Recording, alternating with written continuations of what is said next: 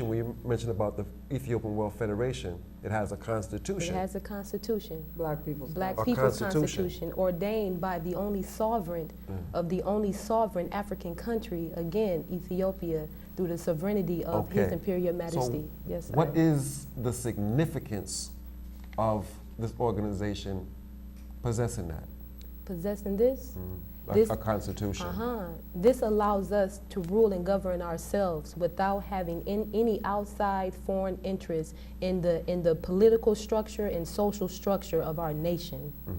That's what this allows us to do, because only we, the black peoples of the world, can even hold and pick this up and operate it, and produce any kind of thoughts, ideas, programs to aid and assist it, aid and assist the people. That's what this Constitution is right here. Okay.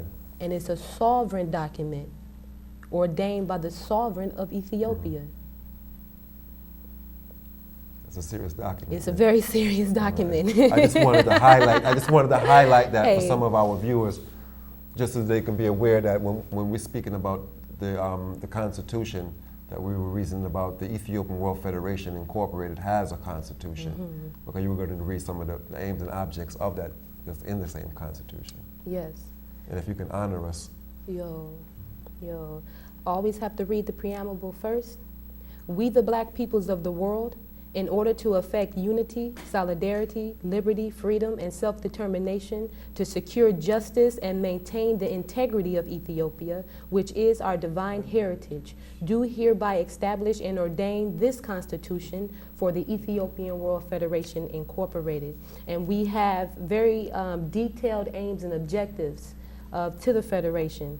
And as you can see, Article 1, under Names, Aims, and Objectives, Section 1, the name of this organization shall be the Ethiopian World Federation Incorporated. Section 2, the aims and objections of the Ethiopian World Federation Incorporated shall be: A, to promote love and goodwill among Ethiopians at home and abroad, and thereby maintain the integrity and sovereignty of Ethiopia, to disseminate the ancient Ethiopian culture among its members, to correct abuses, relieve oppression, and carve for ourselves and our posterity a destiny comparable with our idea of perfect manhood and God's purpose in creating us, that we may not only save ourselves from annihilation, but carve for ourselves a place in the sun. In this endeavor, we determine to seek peace and pursue it, for it is the will of God for man. B, to promote and pursue happiness, for it is the goal of human life and endeavor. C, to usher in the teachings and practice of the fatherhood of God and the brotherhood of man. D, to promote and stimulate interest among its members in world affairs and to cultivate a spirit of international goodwill and amity. E, to promote friendly interest among its members, to develop a fraternal spirit among them, and to inculcate in its members the desire to render voluntary aid and assistance to one another at all times. F, to render voluntary aid and protection to its members without fee or charge for the same when in need. And if necessary, provide and care for refugees and disabled victims of the Ethiopian War.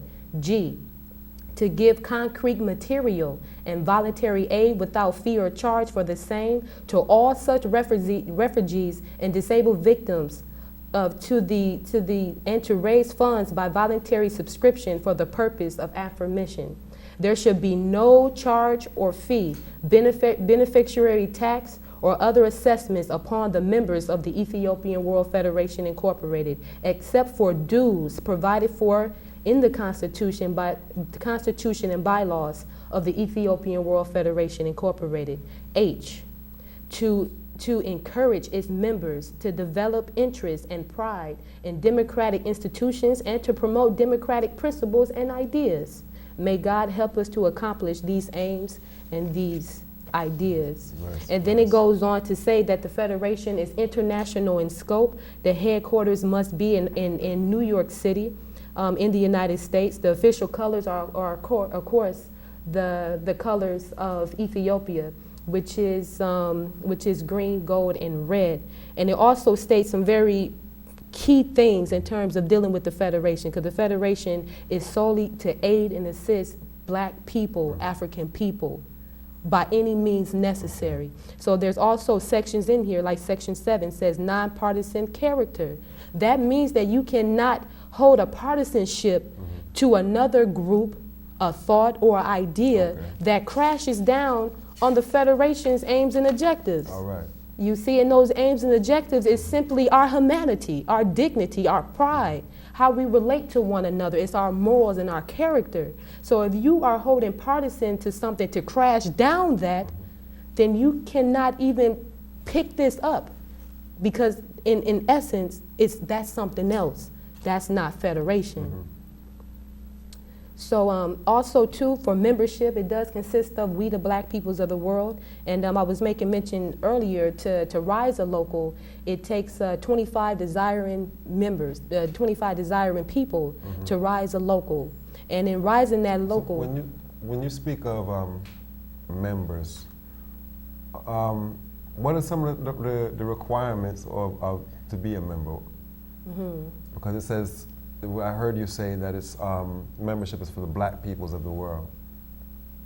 That's the first and utmost requirement, is that you are black. You are of African heritage. Whatever names, ideologies we call ourselves, you see, you are of the melanated race. Black so peoples of the world. It's an organization of black people, for black people, and by black people? By black people. Okay.